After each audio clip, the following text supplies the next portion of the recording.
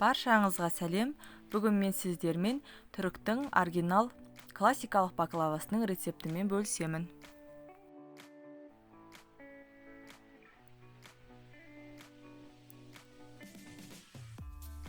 Алдымен ұнымызға тұзымызды салып, үстіне сүт, сұйық майымызды құямыз. Үстіне бір ас қасық алма уксусын саламыз. Жұмыртқамызды салып, қамыр етіп илейміз. Ұнның тығыздығына қарай, сізде жұмсақ қамыр шығатын болса, үстіне тағы да ұн қосып илесеңіз болады. Егер қамырыңыз қаттылау болып көрінсе, одан қорқудың қажеті жоқ. Қамырымыздың июін қандырған кезде, қамырымыз жұмсақ болып шығады. Қамырымызды жақсылап осылай 10-15 минут июі қанғанша илейміз.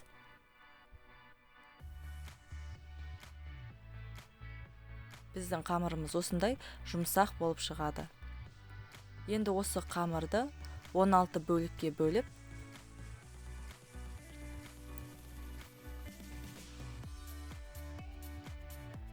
әрқайсысын домалақтаймыз.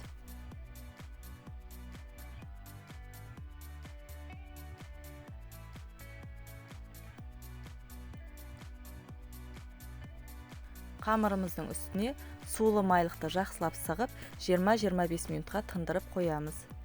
Майымызды көбігінен сүзіп аламыз.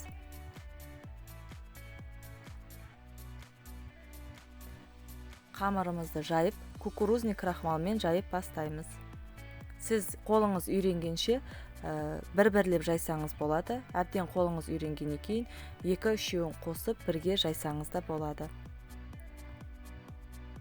Қамырды жайған кезде қамырдың үстінен баспау керек, оқтаудың тек екі жағынан басып отыру керек. Мүлде қамырдың үстіне қол тигізбеу қажет. Біздің қамырымыз мейлінше жұқа болған дұрыс, өйткені біздің баклавамыз қатпарлы болғандықтан қалыңдау болса арасы піспей қалуы мүмкін. Сол үшін мейлінше жұқа етіп жайғаныңыз дұрыс.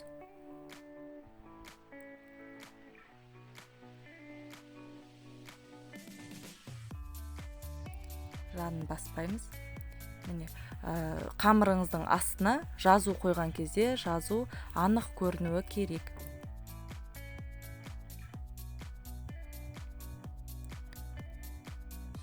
Енді ыдысымызға шақтап кесіп аламыз. Крахмалдарын қағып алып тастаңыз. Ыдысымызға 2-2 қамырдан салған сайын жаңағы майымызды аздап тамызып отырамыз. Көп тамызудың қажеті жоқ. Осылай жартысын 8 қамырды үстіне, содан кейін кез келген орехтің түрін салсаңыз болады. Кез келген орех салып, жартысын бетіне қойып, барлық баклаваны жинап шығамыз. Жақсылап кесеміз. Өлшеп, қалай кесесіз, баклаваңыз солай шығады. Майымызды құямыз. Май көп болады деп ойламаңыз, себебі біздің баклавамыз сол майда пісіп шығады. Сиропын әзірлейміз. Сироп кем дегенде 20-25 минут қайнауы керек. Дайын ыстық баклавамыздың үстіне ыстықтай сироп құямыз.